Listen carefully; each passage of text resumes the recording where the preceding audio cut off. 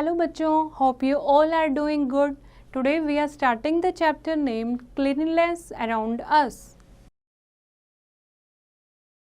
Cleanliness around us means हमारे आसपास सफाई. Okay?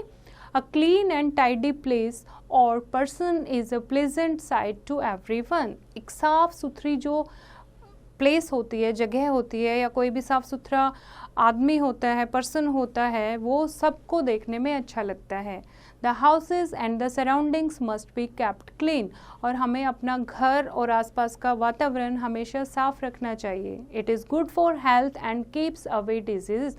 उससे हमारी जो हेल्थ है वो स्वस्थ रहती है, हम स्वस्थ रहते हैं और बीमारियों से दूर रहते हैं. Now what is cleanliness? स्वच्छता. क्या है cleanness? Cleanliness means keeping our body, our house and the surrounding areas free of dust and dirt. स्वच्छता क्या है? हमारे अपनी बॉडी, हमारा घर और आसपास को साफ सुथरा रखना, धूल मिट्टी से, गंदगी से दूर रखना. Okay? A clean house is one which has the following qualities. एक अच्छा साफ सुथरा घर क्या होता है जिसमें ये क्वालिटीज़ होती हैं. क्या क्वालिटीज़ होती हैं?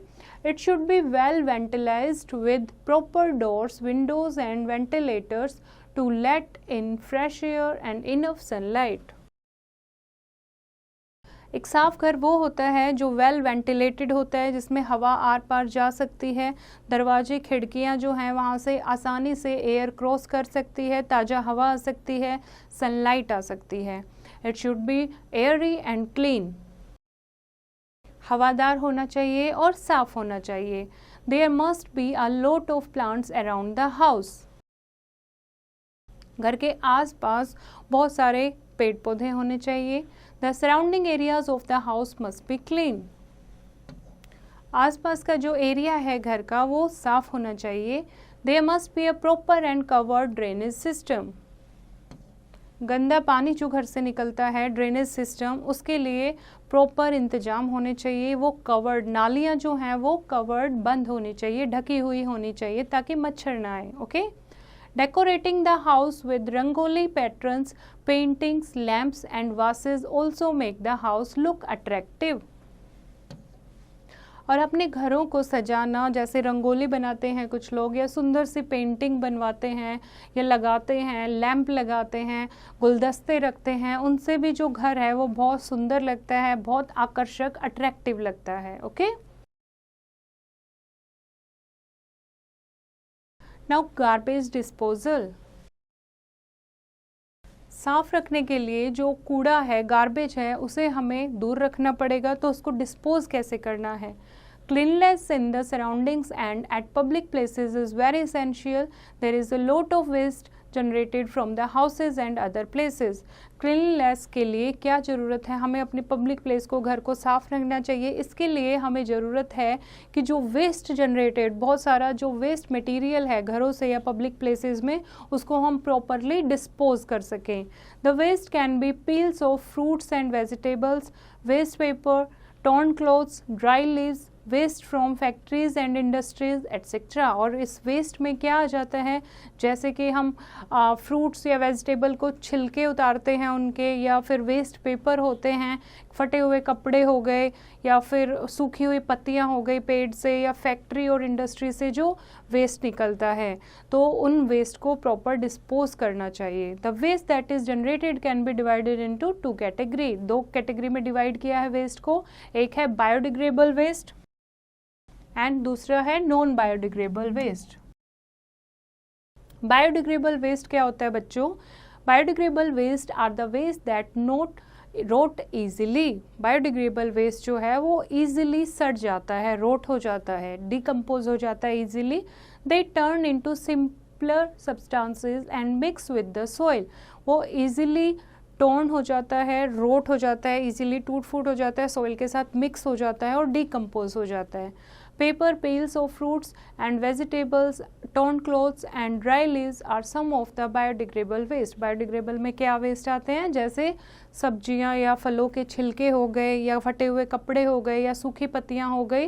ये क्या है? बायोडिग्रेडेबल वेस्ट है. ये ईजिली डिकम्पोज हो जाते हैं, ईजिली सड़ जाते हैं और मिट्टी में मिल जाते हैं. These are the biodegradable waste. Okay, now come to non-biodegradable. Non-biodegradable waste are the waste that take hundreds of years to decompose and mix with the soil.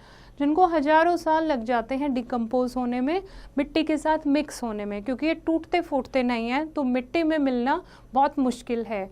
इनमें क्या आते हैं, जैसे aluminium cans, plastic, glass items, rubber, tubes are some of the non biodegradable waste.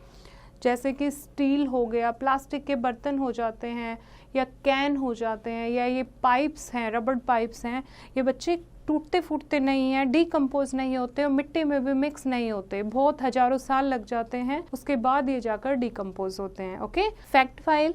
Plants give us fresh air to breathe oxygen. They take in impure air, carbon dioxide and give out fresh air. जो पौधे होते हैं वो oxygen gas हम लेते हैं तो हमें ताज़ा हवा देते हैं, ठीक है, और जो इम्प्योर एयर होती है जैसे कि कार्बन डाइऑक्साइड होती है उसको ले लेते हैं और उसके बदले हमें फ्रेश ऑक्सीजन एयर देते हैं. Okay, now let us revise the chapter. We must keep our houses and surroundings clean. हमें अपने घर और आसपास की जगह साफ रखनी चाहिए. The waste must be thrown in properly covered dustbin. जो वेस्ट प्रोडक्ट हैं वो अच्छे से ढके हुए डस्टबिन, कूड़ेदानों में डालने चाहिए. Biodegradable waste rots easily and mixes with the soil. Paper peels of fruits and vegetables, torn clothes and dry leaves are some of the biodegradable waste. Biodegradable waste जो हैं वो आसानी से रोट हो जाते हैं, सड़ जाते हैं और मिट्टी में मिक्स हो जाते हैं, जैसे कि कागज़ है या फल और सब्जियों के छिलके हैं, कपड़े हैं और ड्राई लीव्स हैं, ये इजीली मिक्स हो जाते हैं. Non biodegradable waste take hundreds of years to road.